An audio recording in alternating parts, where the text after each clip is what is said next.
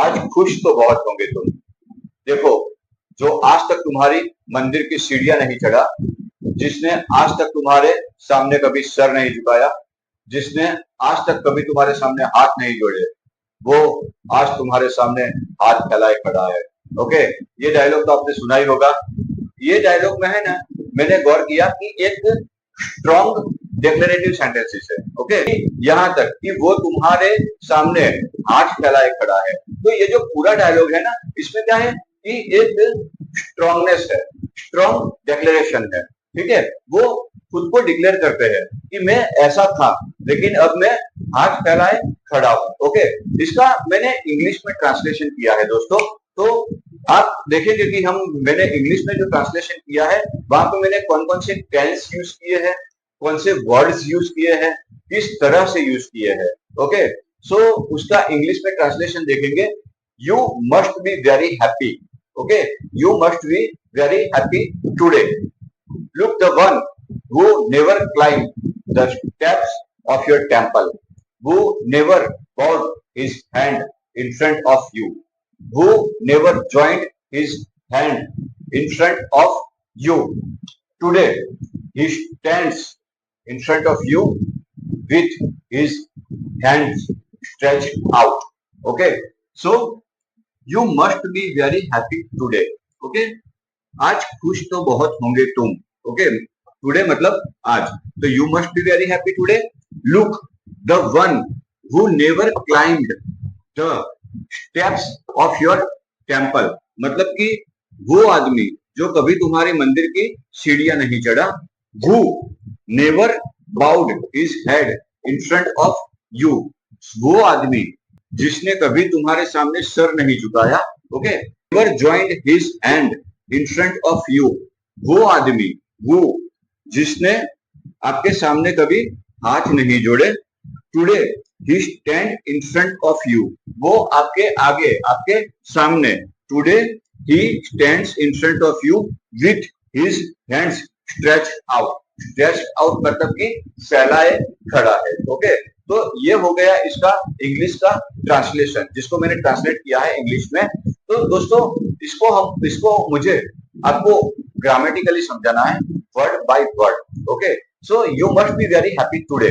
Okay, तो ये जो वेरी हैप्पी, ओके, हैप्पी तो है पर वेरी हैप्पी, तो ये जो वेरी जो है वो क्या है, वो एक एडजेक्टिव है। ओके, फर्स्ट सेंटेंस है you must be very happy today, मतलब कि ये एक मेन क्लोज भी बोल सकते हैं इसको। अब क्लोज और फ्रेज, ओके, आपने पढ़ा होगा क्लोज और फ्रेज। मैं यहाँ पे आपको लिख के बताता हूँ कि ये है क्लोज, CLAUSE। ओके, इसको हम बोलते हैं क्लोज। और दूसरा होता है फ्रेज। Okay, PHRASE। ओके, ये होता है फ्रेज। ये दोनों में डिफरेंस क्या है दोस्तों? तो ये जो है you must be very happy today, वो क्लोज है। अब क्लोज क्या होता है? क्लोज एक ग्रुप ऑफ वर्ड्स होता है, शब्दों का एक समूह बोलते हैं, जिसको शब्दगुच्छ भी बोलते हैं, उसको वाक्यांश भी बोलते हैं। ओके, मतलब कि वाक्य का एक अंश, जिससे जो कि सेंटेंस पूरा करने में हेल्प करता है। तो ये जो क्लोज है वो एक पूरा सेंटेंस भी हो सकता है, या तो वो एक वाक्यांश, वाक्य का एक पार्ट भी हो सकता है। ठीक है, पर ये क्लोज, उसकी स्पेशलिटी क्या है कि क्लोज में हमेशा सब्जेक्ट या वर्ब, ये दोनों में से एक होते हैं। ओके, क्लोज में सब्जेक्ट या वर्ब ये दोनों में से एक होते हैं। क्लोज वो पूरा सेंटेंस भी हो सकता है, या क्लोज वो ग्रुप ऑफ वर्ड्स भी हो सकता है, पार्ट ऑफ सेंटेंस बोलते हैं उसको, पार्ट ऑफ सेंटेंस भी हो सकता है। अब इस तरह से phrase, phrase is also a group of words. Phrase क्या है? वो भी ग्रुप ऑफ वर्ड्स है, लेकिन ये जो फ्रेज है इसमें कोई सब्जेक्ट या वर्ड्स नहीं लगते हैं। ओके, सब्जेक्ट या वर्ब्स नहीं लगते हैं। ये जो फ्रेज है वो सिर्फ एक ग्रुप ऑफ वर्ड्स होता है, तो जो कि हमारे सेंटेंस को पूरा करने में हमारी हेल्प करता है। ओके, तो ये हो गया एक छोटा सा आइडेंटिफिकेशन क्लोज और फ्रेज का। ओके, सो क्लोज क्या होता है और फ्रेज क्या होता है। अब यहाँ पे हमने यूज किया है must. You must be very happy. हर एक जो सेंटेंस होता है उसमें एक सब्जेक्ट होता है, एक वर्ब होता है और एक ऑब्जेक्ट होता है। इसमें सब्जेक्ट क्या है? यू, मतलब तुम जो खुश होने का काम कर रहे हो, जो कोई काम कर रहा है उसको हम बोलेंगे कर्ता। ओके, उसको बोलेंगे सब्जेक्ट। ओके, तो यू क्या है? यू एक पर्सनल प्रोनाउन भी है जो सेकंड पर्सन सिंगुलर प्रोनाउन है। और मस्ट क्या है? मस्ट वो हमारा एक मॉडल वर्ब है जिसका मतलब होता है कि पक्का, या तो जो एक पक्की पॉसिबिलिटी दिखाता है कि आज पक्का तुम बहुत खुश होंगे। ओके, मुझे यकीन है कि तुम पक्का खुश होंगे, तो इसीलिए हमने मस्ट यूज किया है। ओके, मस्ट के और में एक दूसरा वर्ड आता है शुड। वो शुड क्या होता है? शुड वो होता है जो पक्का नहीं, पर तुमको ऐसा करना चाहिए। तो ये मस्ट क्या है? मस्ट एक मॉडल वर्ब है। मस्ट एक मॉडल वर्ब है। अभी ऐसा ही दूसरा एक वर्ब है शुड। ओके, तो ये मॉडल वर्ब्स जो है शुड और मस्ट, तो हमें आज इसके बारे में सीखना है कि ये शुड क्या होता है, ये मस्ट क्या होते हैं।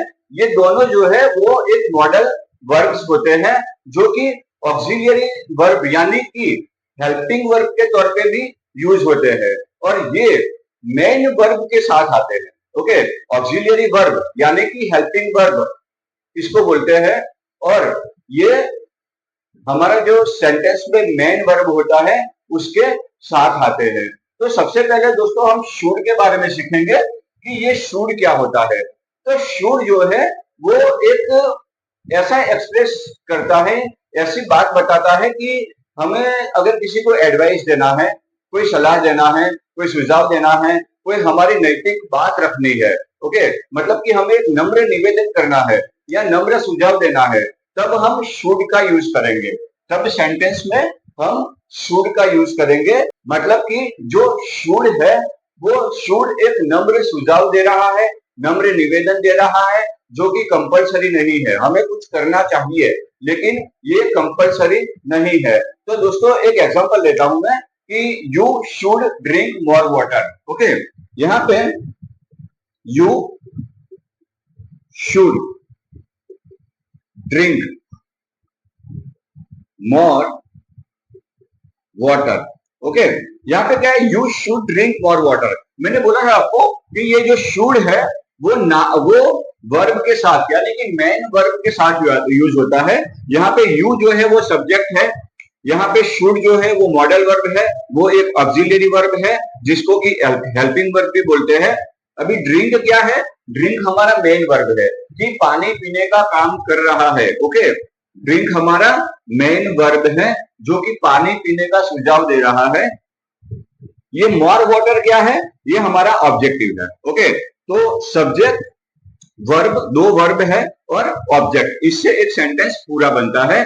तो अभी ये जो शुड है ना वो मेन वर्ब के आगे लगा है। ओके, शुड जो है वो मेन वर्ब के आगे लगा है। मतलब क्या होता है कि हमें ज्यादा पानी पीना चाहिए।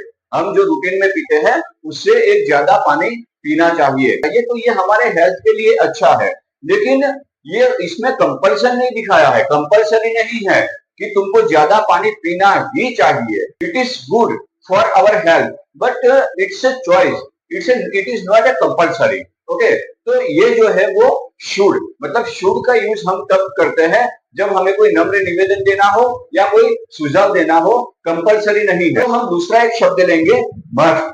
ये मस्ट क्या है? मस्ट भी एक मॉडल वर्ब है शुड की तरह। ठीक है, तो ये जो मस्ट है इसका अर्थ क्या होता है कि हमको जब कोई किसी को आदेश देना हो या कोई पक्की जरूरत करनी ही है, ऐसी जरूरत है या कोई कानून है या मजबूरी है, तो इसको इंडिकेट करने के लिए, इसको एक्सप्रेस करने के लिए हम मस्ट का यूज करते हैं जो कि स्ट्रांगली ऐसा एक्सप्रेस करता है। मतलब कि तुमको ये पक्का करना ही है, ये रूल है। ओके, ये ऑर्डर है, ये तुमको करना ही पड़ेगा। ऐसा जब होता है तो हम मस्ट का यूज करते हैं। सो मैं आपको एक एग्जांपल देता हूं। You must stop at A red signal.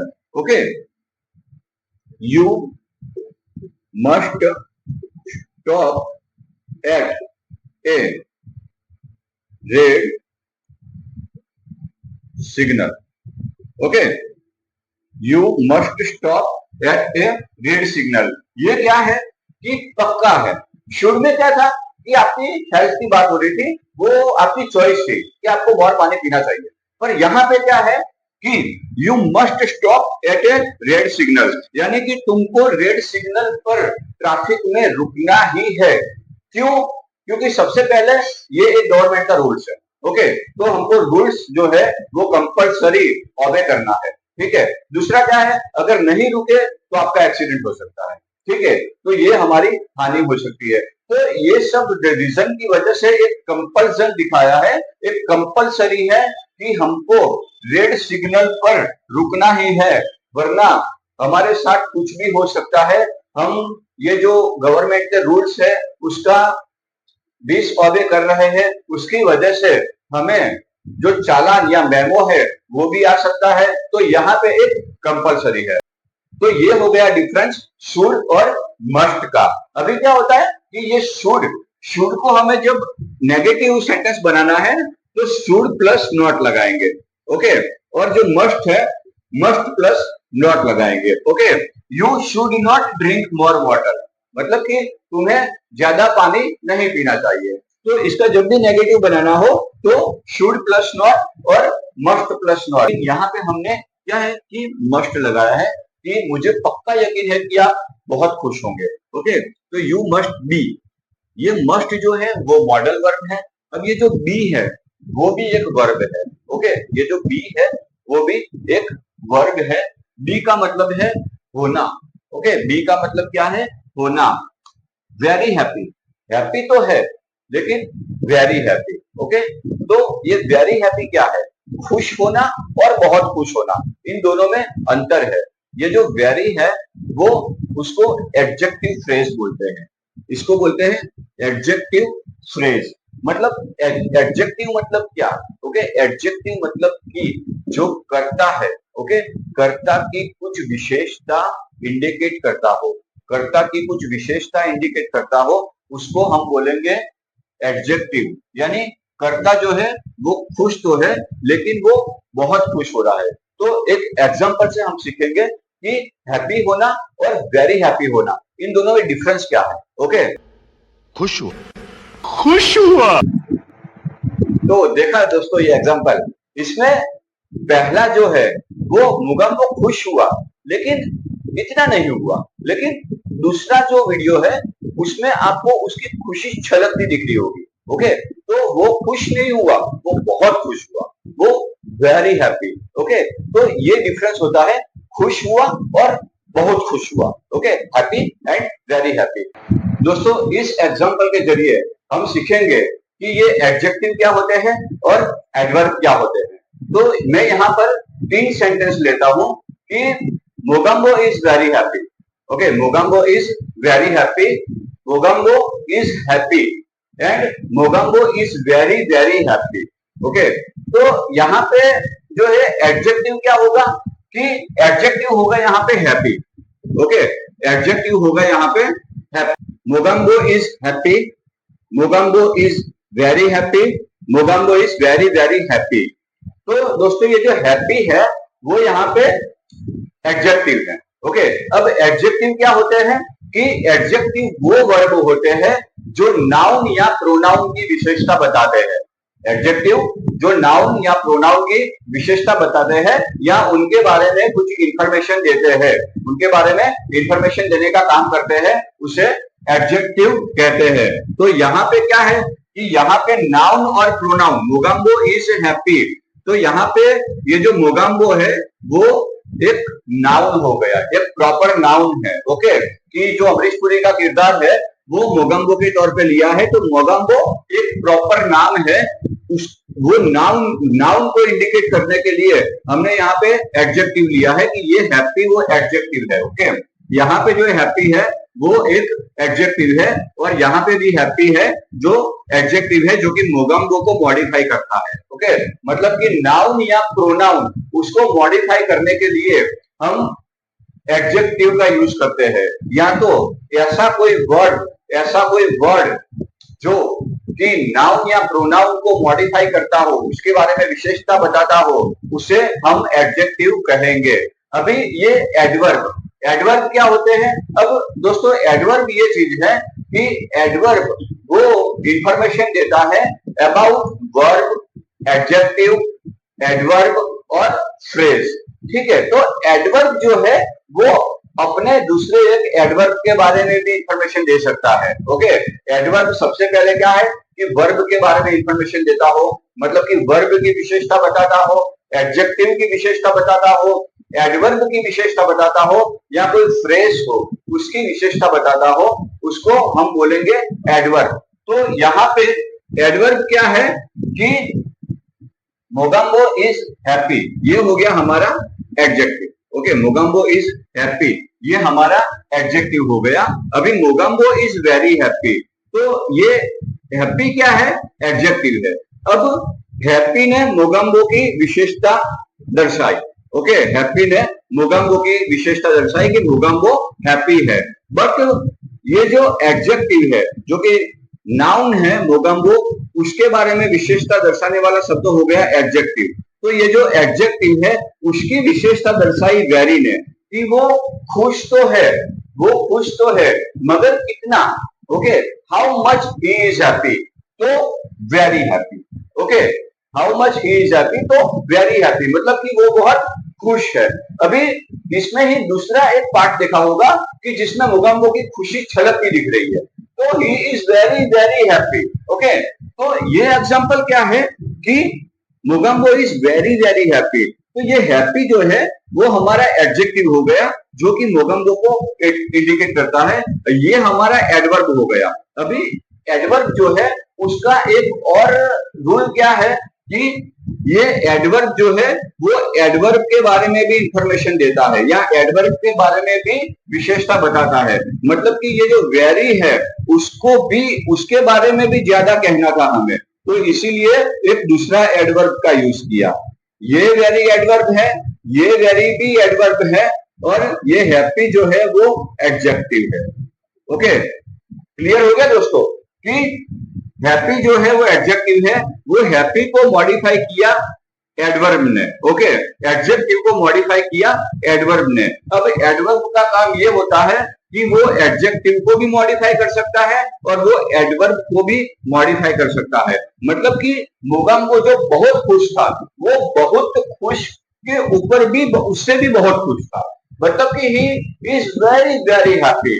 Okay, तो इस ये एग्जांपल से सीखे हम लोग कि एडजेक्टिव क्या होते हैं और एडवर्ब क्या होते हैं। यहाँ पे जो टुडे है वो इंडिकेट करता है टाइम को। टुडे मतलब आज।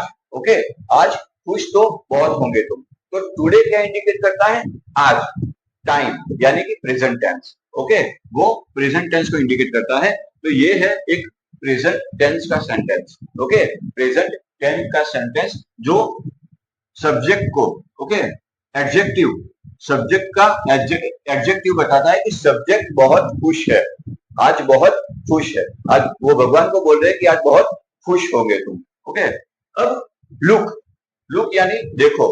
अमिताभ सर ने बोला इतनी जोश में है कि किसी को भी मजा आ जाए और मतलब बारी बारी सुनने का दिल करे। उनका टोन इतना जोरदार था, तो इसीलिए मैंने आपको समझाने के लिए ये चुना है।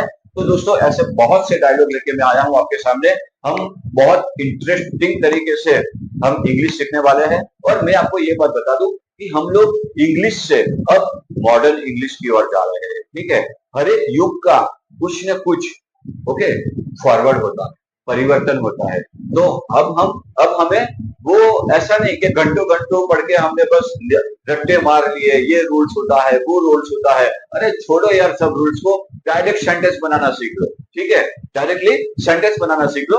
मैं आपको डायरेक्टली सेंटेंस बनाना सिखा रहा हूँ, और इससे आपको मेन फायदा ये होगा कि आप इंग्लिश को हिंदी में सोचना शुरू करेंगे। दोस्तों मैं आपको आपको और एक बात बता दूं कि जब कोई इंग्लिश आदमी, कोई अंग्रेज आदमी इंग्लिश बोलता है, फ्लुएंटली बोलता है, ठीक है, तो वो क्यों बोलता है? क्योंकि वो पहले इंग्लिश में सोचता है। ओके, हम लोग हिंदी है, तो हिंदी में क्यों सोचते हैं, हिंदी में क्यों इतना परफेक्टली बोल सकते हैं? क्योंकि पहले हमने हिंदी में उसको सोचा हुआ होता है। एक गुजराती आदमी है, वो गुजराती बोल रहा है फ्लुएंटली, तो वो गुजराती में सोचता है, मराठी आदमी मराठी में सोचता है और वो मराठी फ्लुएंटली बोल लेता है। तो दोस्तों हमें इस तरह से इंग्लिश को भी हमारे दिमाग में सोचना पड़ेगा। ओके, जो हिंदी है, हिंदी हमारी मातृभाषा को बेस बना के, हमारी मदर टंग है हिंदी, उसको बेस बना के हमें इंग्लिश को सोचना है, हमारे दिमाग में लाना है, तभी हम इंग्लिश सीख पाएंगे। वरना आप बोलोगे कि 60 दिन में अंग्रेजी सीखो, 10 दिन में अंग्रेजी सीखो, आधे घंटे में आपको इंग्लिश क्लियर करके देता हूं, ये सब गलत बात है दोस्तों। ये एक लैंग्वेज है, ओके, ये कोई सब्जेक्ट नहीं है।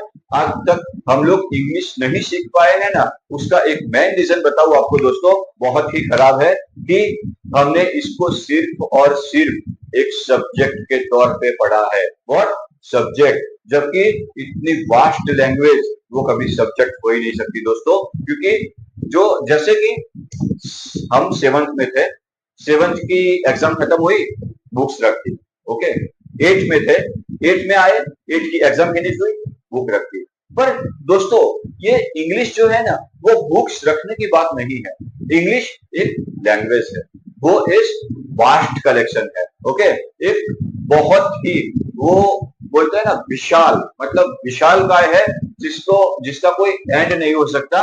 तो जितने भी उम्र हो, आप इंग्लिश सीखते ही रहिए, मैं आपको हेल्प करूंगा ऐसे सेंटेंसेस के जरिए। तो ऐसे ही सेंटेंस आप भी बनाते रहिए, आप भी खुद के इंग्लिश को इंप्रूवमेंट कर पाओगे। तो दोस्तों हमारे वीडियो को प्लीज लाइक कीजिए, सब्सक्राइब कीजिए और बेल आइकन को प्रेस करना मत भूलें, क्योंकि इससे क्या होगा कि आने वाले जो वीडियो है वो आपको मिलते रहेंगे। यानी देखो, द वन, द वन यानी क्या? द वन यानी कोई एक आदमी, ओके, द वन यानी यहाँ पे खुद के बारे में बात कर रहे हैं, अमिताभ सर खुद के बारे में बात कर रहे हैं कि लुक द वन, कि देखो आपके सामने ऐसा एक आदमी, okay, were climb the steps of your temple. तो ये किसको रिलेट करता है? मुझे, यानी कि अमिताभ सर को, कि देखो वो आदमी, जो वो किसको रिलेट करता है? द वन, वो आदमी, ओके, वो, ये मैंने द क्यों दिखाया? क्यों? डेफिनेट है, ओके, द, उससे पता चलता है कि डेफिनेट आदमी है और वो मैं ही हूं। तो द वन, वो है, वो रिलेटिव प्रोनाउन है जो द वन को इंडिकेट करता है। नेवर, नेवर यानी कभी नहीं, ओके, नेवर यानी कभी नहीं। क्लाइंब, क्लाइंब मतलब, क्लाइंब होता है, उसका मतलब होता है चढ़ना, लेकिन मैंने इसके पीछे ईडी लगाया है। तो जब भी हम किसी वर्ब, किसी शब्द के पीछे ईडी लगाते हैं, उसका मतलब ये होता है कि वो पास्ट में है, मतलब कि ये सिंपल पास्ट टेंस उसको इंडिकेट करता है। क्लाइंब के पीछे ईडी लगा है, जो कि इसको हमने एक सिंपल पास्ट टेंस का नेगेटिव सेंटेंस भी लिया है, ओके, नेगेटिव सेंटेंस के तौर पे लिया है। अब थोड़ा सा सिंपल पास्ट टेंस के बारे में मैं आपको बता दूं कि सिंपल पास्ट टेंस वहां पर यूज होते हैं कि जो क्रिया पास्ट में ही शुरू हुई थी और पास्ट में ही खत्म हो गई, तो इसको हम एज ए पास्ट हैबिट के तौर पे भी यूज कर सकते हैं। ये जो सिंपल पास्ट टेंस है, उसको हम कोई पास्ट के हैबिट के तौर पे भी यूज कर सकते हैं, ओके। तो वो never climb the steps of your temple, मतलब कि मेरी एक आदत थी कि मैं कभी भी आपके मंदिर की सीढ़ियां नहीं चढ़ा। वही वो आया यहाँ पे, जहां जहां मैंने वो लगाया है वो है हमारा रिलेटिव प्रोनाउन, ओके। तो वो किसी चीज को रिलेट करता है, किसको रिलेट करता है? खुद को, ओके, अमिताभ सर को, okay. Never bowed his head in front of you, in front of you ये क्या है? ये एक प्रपोजिशन है, ओके। जो ये प्रपोजिशंस है ना, तो प्रीपोजिशंस की एक अच्छी बात यह है कि उनके जो शब्द है उसमें पोजीशन शब्द छुपा हुआ है, ओके, ठीक है। तो ये जो पोजीशन है, वो ये वर्ड्स पोजीशन बताते हैं कि इन फ्रंट ऑफ यू, मतलब मैं तुम्हारे सामने खड़ा हूं, मेरी पोजीशन क्या है? तुम्हारे सामने खड़े रहने की पोजीशन है, तो इन फ्रंट ऑफ यू, ओके। तो जैसे वो हो गया रिलेटिव प्रोनाउन जो इंडिकेट करता है मुझको, कि मैं, ओके, वो रिलेटिव प्रोनाउन हो गया। नेवर यानी कभी नहीं, नेवर यानी कभी नहीं। बाउड, बाउड यानी सर झुका के खड़े रहना, okay, bowed his head, bowed his head यानी कि सर झुका के खड़े रहना इन front of you, okay. You क्या है? सेकंड पर्सन प्रोनाउन है, मतलब मैं नहीं, सामने वाला। Okay, second person singular. ये यू वो दोनों सेकंड पर्सन सिंगुलर प्रोनाउन भी हो सकता है और यू वो सेकंड पर्सन प्लूरल प्रोनाउन भी हो सकता है। ओके, पर यहाँ पे सेकंड पर्सन सिंगुलर प्रोनाउन है, भगवान एक ही है उनके सामने। तो वो never bowed his head in front of you, तो ये इन फ्रंट जो है वो प्रीपोजिशन है और वो यू को इंडिकेट करता है कि आपके सामने खड़ा हूं। ठीक है, अब वो जो हु है, जो मैंने बोला ना रिलेटिव प्रोनाउन, तो ये रिलेटिव प्रोनाउन क्या होते हैं? तो हु क्या होता है? वो कोई पर्सन के लिए होता है। अगर विच हुआ है तो हम ये समझेंगे, कहीं पे विच लगाया है तो हम ये समझेंगे कि वो कोई चीज के लिए यूज किया गया है। अब उसके बाद में, हाँ, मैं आपको लास्ट बताना भूल गया कि the steps of your temple. Okay, मुझे आपको ये बताना था, the steps of your temple, ये एक नाउन फ्रेज है। ओके, मतलब इसको एक मैंने आपको बताया ना आगे, फ्रेज क्या होता है। तो ये the steps of your temple, इसमें कोई सब्जेक्ट या वर्ब नहीं है। मैंने क्या बताया था, जो क्लॉज होते हैं उसमें सब्जेक्ट होता है या वर्ब होता है, पर ये जो फ्रेज है इसमें सब्जेक्ट नहीं है या वर्ब भी नहीं है, सिर्फ एक ग्रुप है, वर्ड्स का ग्रुप है जो कि एज ए ऑब्जेक्ट यूज हुआ है, और ये सेंटेंस को पूरा करने में हमारी हेल्प करता है। Okay, so the steps of your temple, it is a group of word, और ये हमारा सिर्फ सेंटेंस पूरा करने में हमारी मदद करता है। तो ये हो गया एक नाउन फ्रेज। नाउन फ्रेज हमने क्यों बोला कि टेम्पल, योर टेम्पल, टेम्पल जो है वो एक कॉमन नाउन है, वो नाउन को इंडिकेट करता है। द स्टेप्स वो भी एक नाउन है और टेम्पल वो भी एक नाउन है, तो इसको नाउन फ्रेज बोलेंगे, इसको क्लोज नहीं बोलेंगे, सब्जेक्ट या वर्ब इसमें नहीं है। Never folded his hands. Okay, वो नेवर फोल्डेड या never joined his hands in front of you. Okay, तो ये जो हु है वो रिलेटिव प्रोनाउन है, प्लस इसमें हम एज ए सब्जेक्ट भी उसको यूज कर सकते हैं। ठीक है, इसको सब्जेक्ट भी बोल सकते हैं, इसको रिलेटिव प्रोनाउन भी बोल सकते हैं, जो कि जो आई होता है ना वो सब्जेक्टिव प्रोनाउन होता है। ठीक है, आई है, यू है, ही, शी, इट, ये क्या होता है? सब्जेक्ट प्रोनाउन होता है। लेकिन इन फ्रंट ऑफ यू मतलब कि ये है प्रपोजिशनल फ्रेज, जो एक प्रपोजिशन यानी कि उनकी पोजीशन को इंडिकेट करता है कि आपके सामने जिसने कभी हाथ नहीं जोड़े। ठीक है, तो दोस्तों आगे टुडे मतलब कि आज। ओके, अभी अब तक जो हम पढ़ रहे थे वो क्या था? वो सब पास्ट था, क्योंकि हमने उसमें ईडी लगाए हुए थे। Today he stands in front of you. He मतलब क्या? आज वो खड़ा है। ही मतलब कोई थर्ड पर्सन नहीं, पर भगवान को वह बता रहा है कि जिसने ऊपर ऊपर के काम, जो ऊपर जो मैंने बताया है वो काम नहीं किए, वो यानी कि मैं आज आपके सामने खड़ा है। तो today he stands in front of you, फिर से आया इन फ्रंट ऑफ, ये क्या है? प्रीपोजिशन है जो कि आपके सामने, वो यू को इंडिकेट करता है। Okay, today he stands. अब ये दोस्तों स्टैंड जो है उसके पीछे मैंने एस लगाया है। ओके, तो जब भी वर्ब के पीछे एस या ई एस लगता है तो उसको हम एक नाम देते हैं। टुडे से हो गया प्रेजेंट, बट जब एस लगा तो एस को हम बोलेंगे simple present tense. Okay, S को क्या बोलेंगे? Simple present tense. तो today he stands in front of you with his hands stretch out. Okay, with मतलब हिज हैंड्स, विथ मतलब उनके हाथ, उसके हाथों द्वारा वो आपसे कुछ मांग रहा है। ओके,